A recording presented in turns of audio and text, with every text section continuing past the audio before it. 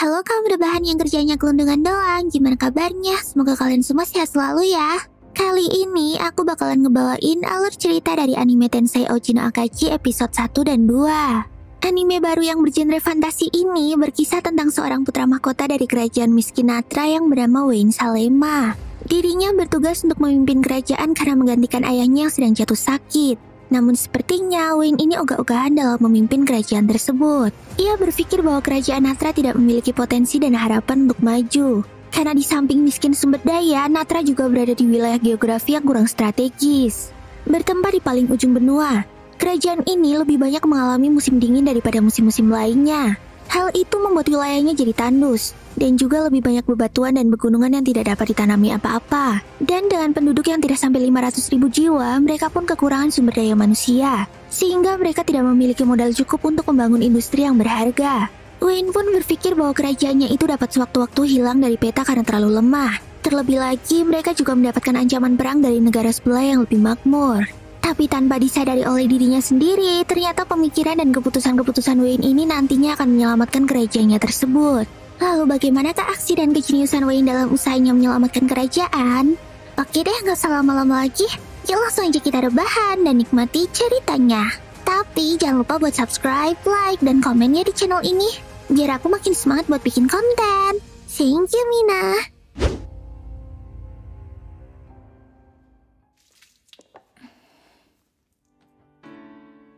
Wayne, 起きて。朝よ。夢でも見てるのかしら。もしかして私の。ふかふか。起きなさいってば。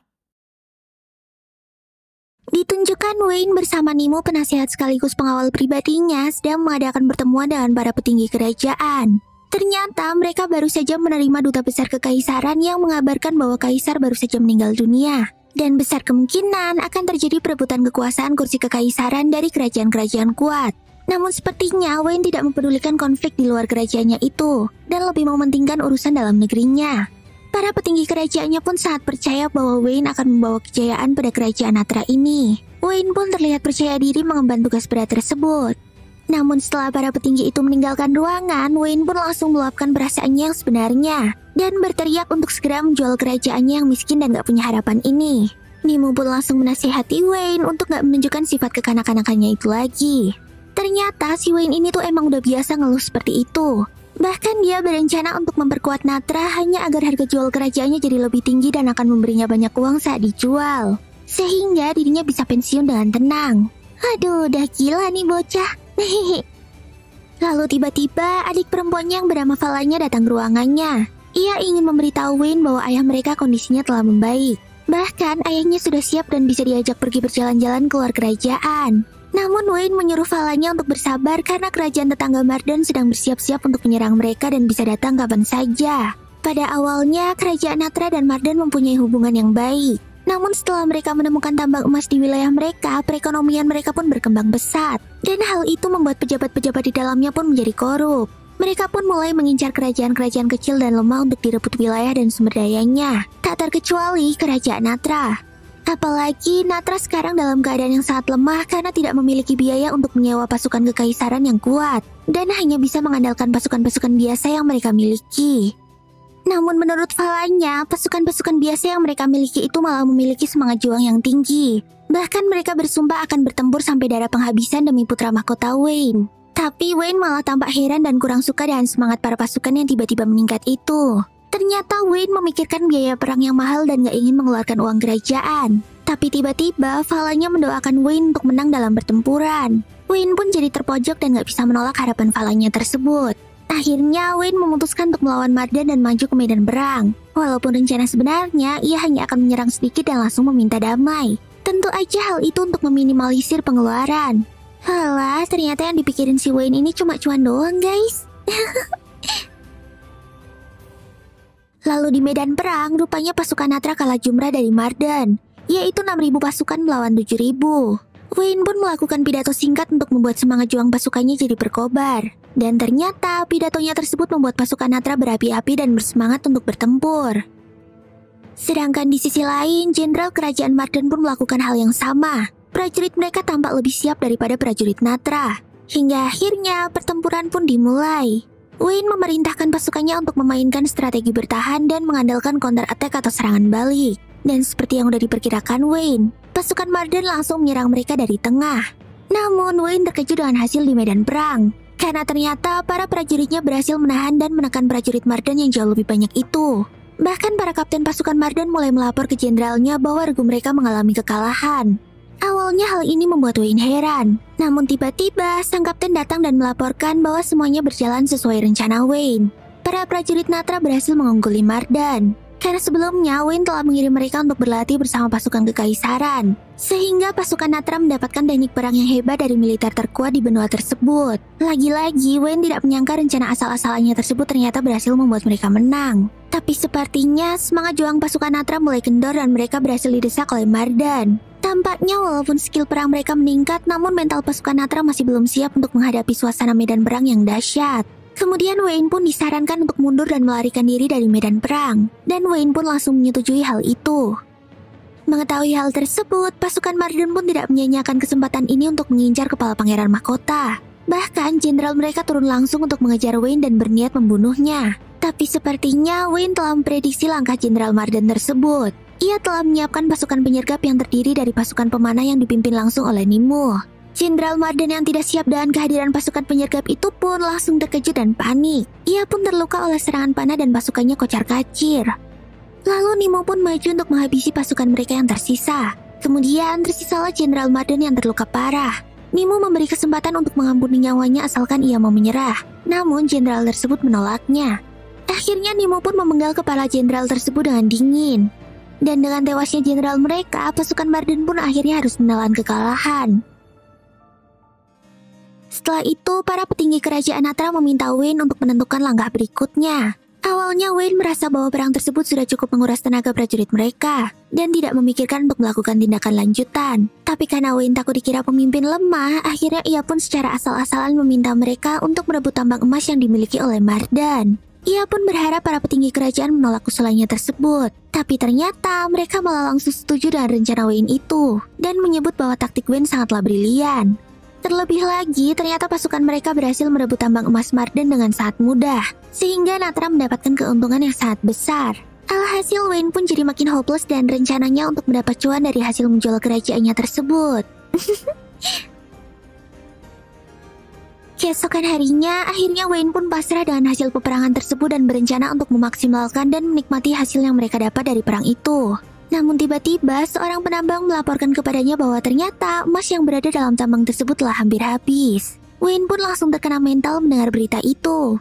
Kemudian tiba-tiba, Wayne mendapat ide licik. Ia berencana untuk bernegosiasi dengan Marden dan menjual kembali tambang emas tersebut kepada mereka. Karena menurut penambang tadi, kerajaan Marden juga tidak mengetahui bahwa emas yang terkandung di dalamnya telah hampir habis. Wayne pun berusaha untuk mengambil cuan maksimal dengan cara liciknya itu. Nimue pun hanya menghela nafas setelah mendengar strategi culas dari Wayne tersebut. Tapi ia mendukungnya dan menyuruh Wayne untuk memerintahkan prajurit menjaga ketat tambang tersebut. Karena ada kemungkinan kerajaan Marden akan mengerahkan banyak pasukan untuk merebutnya kembali. Dan ternyata hal itu terbukti. Kerajaan Marden mengirimkan 30.000 pasukannya untuk merebut kembali tambangnya. Sedangkan Natra hanya memiliki 5.000 pasukan untuk menjaganya. Akhirnya Wayne pun berencana untuk menahan gempuran 30.000 pasukan tersebut. Karena menurutnya Marden akan kesulitan untuk mempertahankan pasukan sebanyak itu untuk waktu yang lama. Mereka pasti membutuhkan banyak sumber daya makanan dan uang untuk para prajuritnya. Dan bila Wayne dapat menahan mereka dalam 1 bulan, maka kemungkinan mereka akan meminta negosiasi perdamaian sesuai dengan apa yang Wayne inginkan. Dan benar saja, pasukan Natra yang cuma seupil itu ternyata mampu menahan gempuran 30.000 pasukan Mardan. Bahkan Jenderal Mardan yang bernama Dravut pun sangat murka dengan hal ini. Ternyata ini semua tidak lepas dari taktik jenius yang dilakukan oleh Wayne. Dan medan pertempuran yang berada di area tambang, pasukan Mardan hanya memiliki jalur yang sempit untuk menyerang. Sehingga kekuatan pasukan mereka yang banyak itu tidak dapat digunakan secara maksimal. Natra dapat memaksa mereka bertempur secara terpisah dan dapat menghadapi mereka sedikit demi sedikit. Dan untuk menghindari serangan dari arah belakang, Wayne telah mengikis dinding tebing yang berada di belakang tambang agar tidak dapat dipanjat dan dilewati oleh pasukan musuh. Dengan cara ini, 5.000 pasukan Natra dapat menahan serangan 30.000 pasukan musuh. Bahkan bukan hanya bertahan, Wayne pun telah memikirkan strategi serangan yang sangat efektif. Wayne memerintahkan pasukannya untuk bergerilya saat malam hari dan membakar tenda-tenda pasukan musuh saat mereka terlelap. Pasukan Marden yang tidak menyangka hal tersebut langsung dibuat kocar-kacir. Jenderal Drawot pun semakin murka dan kesal dengan strategi Wayne yang sangat licik itu. Dengan cara tersebut, pasukan Natra pun telah berhasil bertahan sampai lebih dari 2 minggu. Bahkan, semangat tempur mereka masih tinggi karena selalu memenangkan peperangan. Sebaliknya dengan Marden, pasukan mereka malah makin melemah. Tapi Wayne memprediksi bahwa Marden tidak akan mundur begitu saja, karena mereka telah mengeluarkan banyak biaya untuk peperangan ini dan tidak akan terima dengan kekalahan. Dan benar saja, tiba-tiba datanglah Komandan Logan utusan dari Jenderal Drawot yang meminta Wayne untuk melakukan perjanjian damai. Tapi ternyata mereka malah sok iye dengan meminta Wayne untuk mundur dari tambang dan meminta mereka membayar kerugian perang yang dialami oleh Marden. Tentu aja hal itu ditolak oleh Wayne. Dikiranya Wayne takut apa sama 30.000 pasukan mereka? Oh, tentu tidak dong. Dan sebelum Komandan Logan pergi, ia sempat-sempatnya menghina Nimue yang merupakan keturunan Flam atau kaum budak. Ia menyebutkan bahwa Wayne tidak pantas berada di samping manusia rendahan seperti dia. Wayne pun tampak sangat marah dengan ucapan Komandan Logan. Namun, ia masih dapat menahan diri dan mempersilahkannya pergi sambil tersenyum. Pada minggu ketiga, kesabaran Jenderal Drawot pun habis. Ia pun mengosongkan markasnya dan mengerahkan seluruh pasukannya dengan kekuatan penuh untuk menyerang tambang tersebut. Ia berharap bahwa serangan terakhirnya itu bisa berhasil mengalahkan pasukan Natra. Tapi sesaat setelah peperangan berlangsung, tiba-tiba salah satu prajuritnya datang sambil membawa kepala Komandan Logan. Prajurit itu pun melempar kepala Logan di atas meja Drawot. Ternyata prajurit itu adalah pasukan Natra yang sedang menyamar. Ia pun langsung menyerang Jenderal Drawot dan menghabisi para pengawalnya. Dan setelah melumpuhkan Drawot, prajurit samaran itu pun melepas pelindung kepalanya. Dan rupanya dia adalah Wayne. Ah, Sasuga Wayne sama. Drawot pun kaget dengan kemunculan Wayne di sana. Dia tak menyangka Wayne akan memanfaatkan kekosongan prajurit di markas Marden dengan menyerang dirinya langsung. Dan harusnya para prajuritnya telah memenuhi jalan turun dari tambang dan tidak mungkin Wayne dapat melewatinya. Tapi ternyata Wayne dengan cerdik menggali jalan pintas dari arah gunung dan memanfaatkan gua jalur pertambangan yang sudah tidak dipakai lagi. Dengan cara itulah Wayne berhasil mencapai tempat tersebut tanpa diketahui oleh pasukan Marden. Lalu setelah itu Wayne pun langsung membunuh Drawot dengan pedangnya. Tampaknya ia turun tangan langsung untuk membunuh Drawot karena kemarin mereka telah menghina Nimue. Wayne mengatakan bahwa siapapun yang telah menghina Nimue akan dibunuh tanpa ampun olehnya. Akhirnya Wayne pun berhasil memenangkan perang tersebut. Lalu malamnya, kerajaan Natra pun merayakan kemenangan perang tersebut dan mengadakan perjamuan yang sangat mewah. Para petinggi kerajaan semua memuji dan mengeluh-ngeluhkan nama Wayne. Kemudian, Nimue meminta Wayne untuk berbicara secara empat mata. Ia memberitahu bahwa saat perang dengan Natra kemarin, ibu kota Marden telah jatuh ke negara lain, dan raja mereka telah dibunuh. Wayne pun langsung pening karena ia kembali gagal mendapatkan cuan karena belum sempat menjual tambang emas tersebut kepada Marden. Tapi Nimue membawa berita baik. Ahli tambang yang kemarin kembali mengabari bahwa ternyata mereka baru saja menemukan sumber emas baru di dalam tambang tersebut. Dan hasilnya kemungkinan akan dapat menutup kerugian perang yang mereka alami. Wayne pun langsung lega setelah mendengar berita yang dibawa oleh Nimue tersebut.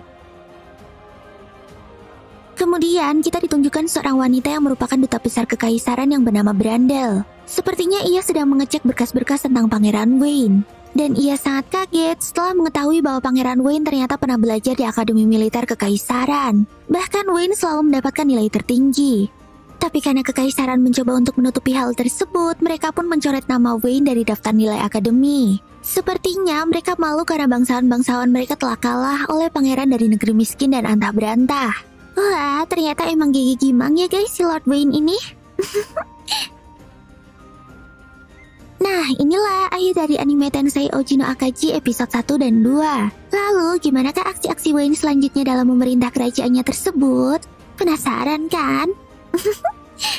Nah, untuk episode selanjutnya, aku bakalan upload videonya di channel Kucing Rebahan Junior ya. Jadi, pastikan kalian subscribe channelnya. Linknya udah aku taruh di deskripsi. Oke deh, segini dulu ya videoku kali ini. Semoga bisa menghibur kalian. Jangan lupa buat subscribe, like, dan komen di channel ini ya. Terus nyalain notifikasinya, biar kalian gak ketinggalan kalau aku upload video baru. Oh iya, kalian juga bisa follow sosmed aku dan channel-channel aku yang lainnya loh. Linknya udah aku cantumin di deskripsi ya. Ya, mata nih, sampai jumpa di video selanjutnya. Bye-bye.